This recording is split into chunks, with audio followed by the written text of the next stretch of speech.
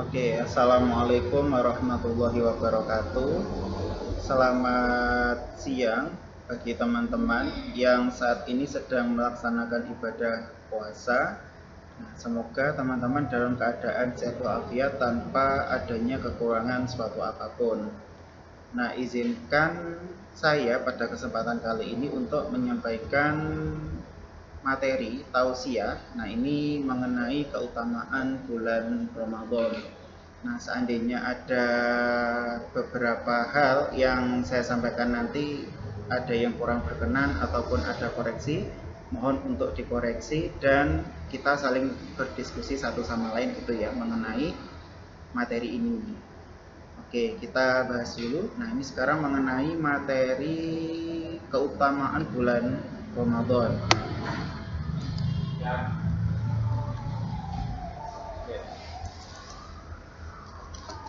Oke, materi keutamaan bulan Ramadan. Nah, bulan Ramadan itu hadir berkaitan dengan disyariatkan ajaran Islam, itu pasti mengandung nilai-nilai atau makna filosofis. Itu barangkali hanya kita saja itu belum mampu mengetahui dan menghayatinya. Nah, pastilah gitu ya, pasti ada terkandung makna-makna yang sebenarnya ini gitu. Sebenarnya itu maknanya sangat dalam sekali dalam melaksanakan ibadah puasa di bulan Ramadan ini.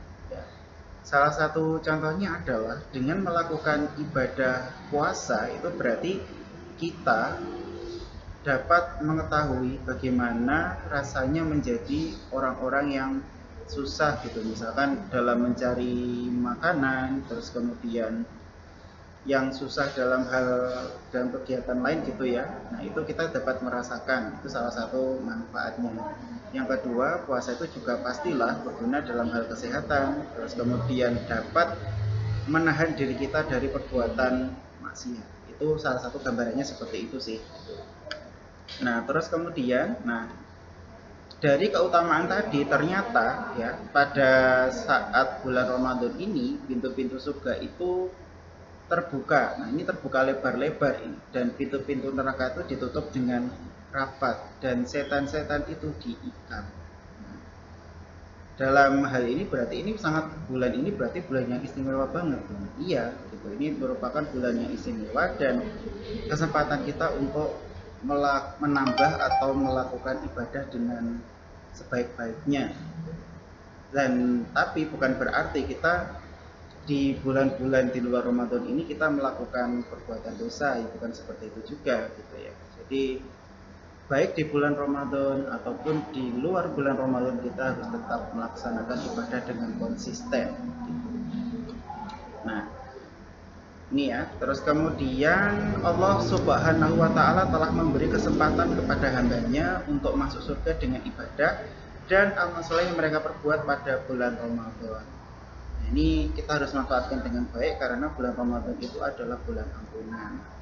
Nah, terlebih lagi kita tidak boleh meninggalkan ibadah-ibadah yang sifatnya itu adalah ibadah mahdhah dan ibadah ghairu mahdhah.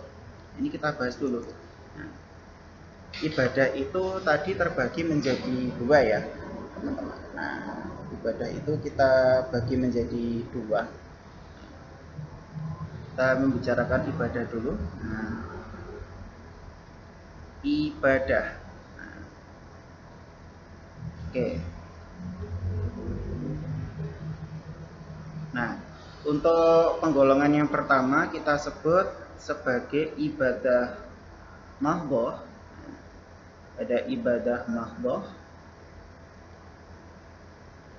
Kemudian penggolongan yang kedua adalah ibadah ghairu mahdhah.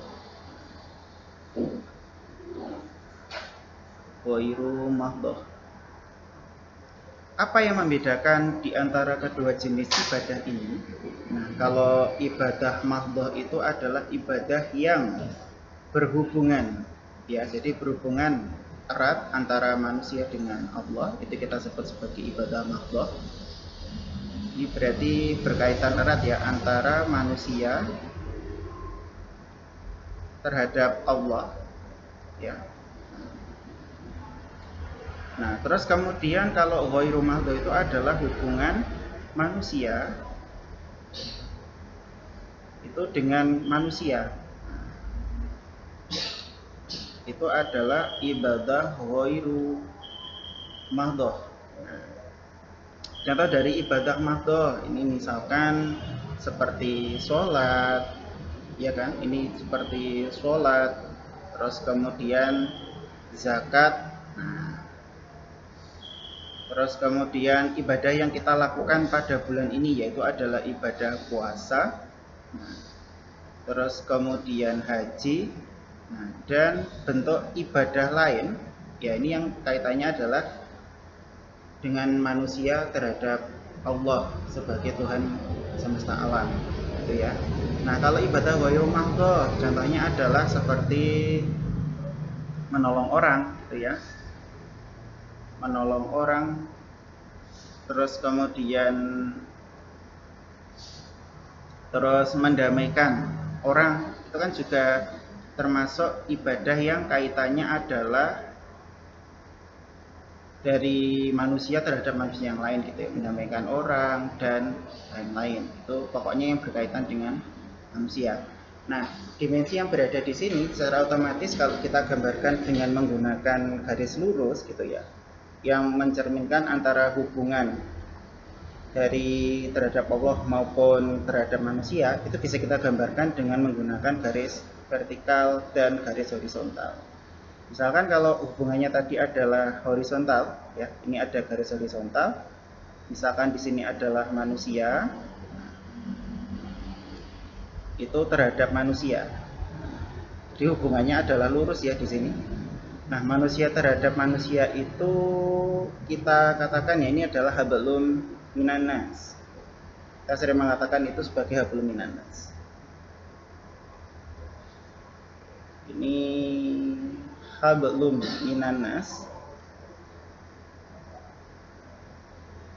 Hablum minannas. Nah, terus kemudian kalau misalkan arahnya adalah dari bawah ke atas, itu berarti adalah hablum minallah. Nah, ini berarti Allah. Hubungan dari manusia tadi terhadap Allah adalah hablum minallah. Ini hablum minallah. Nah, hablum minallah.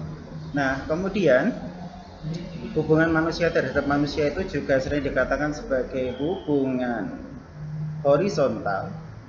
Ya, karena ini lurus ya, ini berarti hubungan horizontal.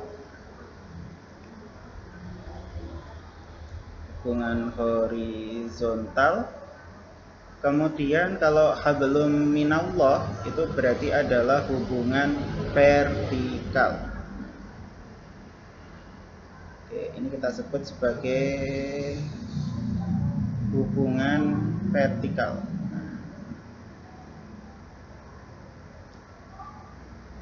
Oke, ini adalah skema dari hubungan terhadap Allah dan terhadap manusia itu sendiri sebagai makhluk ciptaan Allah yang diciptakan paling sempurna gitu ya. Jadi laqad khalaqnal insana fi ahsani taqwim. Itu adalah dasar penciptaan manusia karena manusia itu diciptakan dalam bentuk yang sebaik-baiknya. Itu terdapat di dalam Quran surah At-Tin, gitu ya. Oke, nah selanjutnya kita kembali lagi. Ini terdapat beberapa filosofi ya di sini. Nah, filosofi dari keutamaan bulan Ramadan ini sebenarnya sudah tertera di dalam Quran surah Al-Baqarah ayat 183. Ya, ini surah Al-Baqarah merupakan surah urutan kedua dan ini hanya dipenggal beberapa kalimat gitu, beberapa kata di sini ya. Jadi kama kutiba 'alal ladzina min qablikum. Nah, ini jadi sebagaimana orang-orang sebelum kamu ya, kami wajibkan terhadap orang-orang sebelum kamu gitu. Nah, kalau lafaz lengkapnya begini. A'udzubillahi minasyaitonirrajim. Bismillahirrahmanirrahim. Ya ayyuhallazina amanu kutiba alaikumus syiyamu kama kutiba alal ladzina min qablikum la'allakum tattaqun. Al-ayah. Nah, itu dari sini itu berarti adalah dalil kewajiban dari puasa itu sendiri gitu. Nah, sebenarnya orang-orang sebelum Nabi Muhammad ini atau orang-orang terdahulu itu sudah melaksanakan puasa.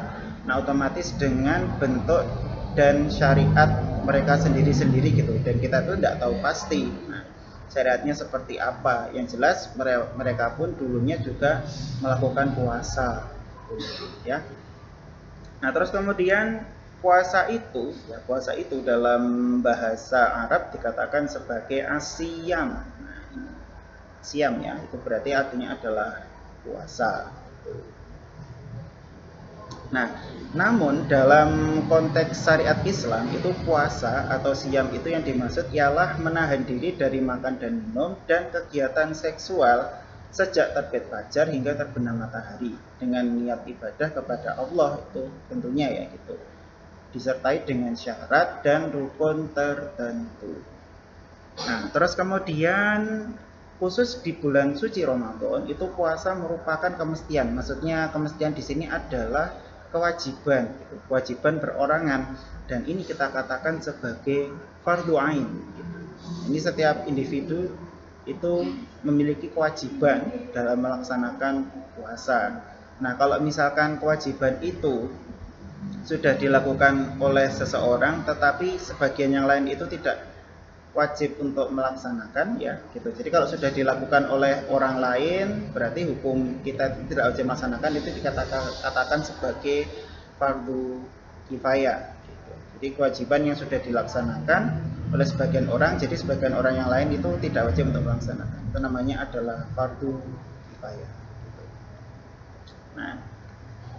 Nah, terus kemudian ini dalam kitabnya, kitab dari Maqasid al-Shaum, karyanya Sultan al-Ulama Imam Izzuddin bin Abdissalam as-Sulami yang wafat pada tahun 660 Hijriah itu mengatakan setidaknya itu ada 7 faidah atau manfaat puasa di bulan Ramadan ya. Nah, ini saya kutip beberapa saja ya. Jadi yang pertama itu adalah Rafu al-Darajat. Nah, jadi makna dari Rafu al-Darajat itu apa? Nah, Rafu al-Darajat ini artinya adalah meninggikan derajat.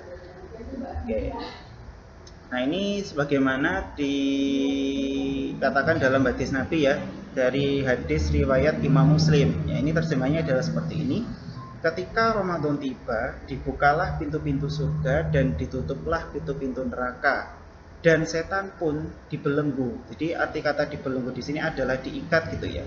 Bisa dikatakan ini adalah diikat. Jadi kata gantinya ini mempunyai makna lain yaitu adalah diikat ya. Nah, terus kemudian Imam Izzuddin itu memandang taftih abwab al-jannah. Jadi abwab itu kan artinya adalah pintu-pintu. Nah, kalau kata tunggalnya itu adalah babun gitu ya. Babun artinya adalah pintu. Al-jannah itu artinya adalah surga. Nah, itu. Itu sebagai simbol atau tanda untuk memperbanyak ketaatan atau taksir at-ta'at gitu. Terutama bagi ibadah-ibadah yang diwajibkan tadi gitu. Ini adalah kesempatan kita untuk memperbanyak ibadah. Nah, meskipun begitu kita harus tetap konsisten gitu ya. Dalam artian kita tidak boleh ibadah itu tidak konsisten yang akhirnya itu menyebabkan diri kita sendiri itu menjadi mengalami kerugian. Kita lanjut lagi ya. Itu adalah yang manfaat pertama. Nah, kemudian manfaat yang selanjutnya adalah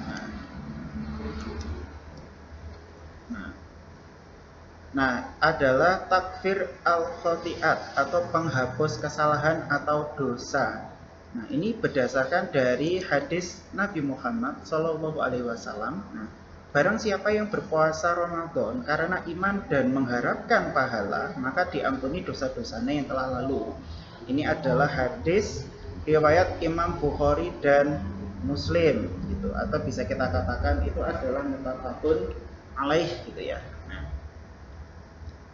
Bukhari dan Muslim itu berarti muttafaqun alaih.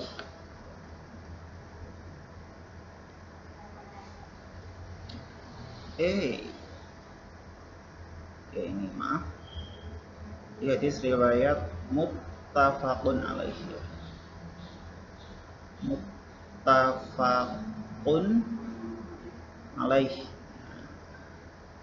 Ini adalah hadis riwayat Muslim dan Imam Bukhari tadi ya. Nah, ini adalah manfaat yang kedua, penghapus atau kesalahan atau dosa tadi ya. Nah, terus yang ketiga, manfaat dari bulan Ramadan gitu ya. Yang bulan puasa itu yang ketiga adalah kasur al-syahwat atau memalingkan atau mengalahkan syahwat. Dan ini berdasarkan hadis Nabi juga gitu. Wahai para pemuda, barang siapa yang mampu untuk menikah, maka menikahlah. Sesungguhnya menikah itu lebih bisa menundukkan pandangan dan lebih mudah menjaga kemaluan. Barang siapa yang belum mampu menikah, nah maka berpuasalah. Gitu. Sesungguhnya puasa itu adalah penekan syahwatnya. Ini hadis riwayat Ahmad dan Imam Bukhari. Nah, terus yang keempat ini adalah takfir al-sodaqot atau memperbanyak sedekah. Nah, sebenarnya kalau kita berbicara dari tentang sedekah ini ada di dalam Quran surat Yusuf itu ayat 88 yang bunyinya kurang lebih adalah seperti ini. A'udzubillahi minasyaitonirrajim. Bismillahirrahmanirrahim. Wa tasaddaqu alaina innallaha yajzil mutasaddiqin. Dan bersedekahlah kepada kami, sesungguhnya Allah akan membalas orang-orang yang bersedekah. Ya, tentunya di sini adalah membahas dengan pahala atau ganjaran gitu ya. Bagi orang-orang yang bersedekah. Nah, sedekah itu tidak harus dengan menggunakan rupiah. Jadi sedekah itu bisa dilakukan dari hal-hal yang paling kecil gitu. Katakanlah orang itu kenapa harus melakukan sedekah? Sebenarnya kalau kita lihat dari manfaat sedekah itu sangat banyak sekali teman-teman gitu. Nah, salah satu beberapa manfaat dari sedekah sendiri ya. Oke, ini kita tulis dulu. Jadi manfaat dari sedekah. Nah, sedekah atau dalam kamus bahasa Indonesia kan diterjemahkan sebagai sedekah ya. Sedekah atau sedekah itu. Oke. Yang pertama adalah yang pasti memperbanyak rezeki gitu ya. Memperbanyak rezeki. Nah, hal ini sudah pernah saya buktikan dari pengalaman pribadi saya. Kalau kita sering bersedekah sebenarnya kita tidak kehilangan harta itu tidak hilang gitu, justru malah bertambah gitu. Jadi memperbanyak rezeki atau melipat gandakan rezeki. Kemudian yang manfaat kedua itu adalah dapat menolong orang lain gitu ya. Dapat menolong orang lain. Menolong orang lain yang kesusahan.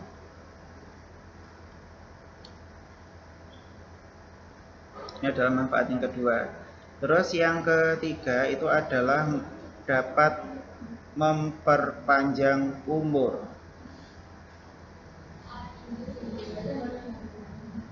Nah, oke, ada beberapa pendapat yang berbeda ya mengenai istilah dapat memperpanjang umur ini.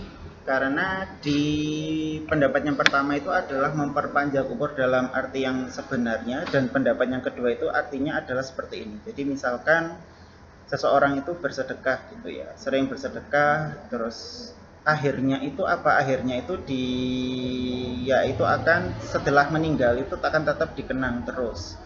Itu. Nah, itu ada definisi dari memperpanjang umur dari pendapat yang kedua ya. Jadi namanya meskipun orang itu sudah meninggal, jadi orangnya akan tetap dikenang terus gitu. Nah, itu adalah manfaat dari sedekah. Nah, jadi teman-teman, jadi saya sendiri juga masih belajar gitu. Ketika nanti ada perkataan saya yang salah atau mungkin harus dibenahi itu silakan. Jadi silakan dan mohon koreksinya, dan kita sama-sama belajar, sama-sama berdiskusi, dan semoga ini menjadi ladang pahala bagi kita semua. Amin ya rabbal alamin. Gitu ya. Ini kurang lebih dari manfaat dari sedekah itu. Oke. Nah, terus kemudian manfaat yang kelima itu adalah memperbanyak atau menyempurnakan ketaatan atau taufir at-ta'at.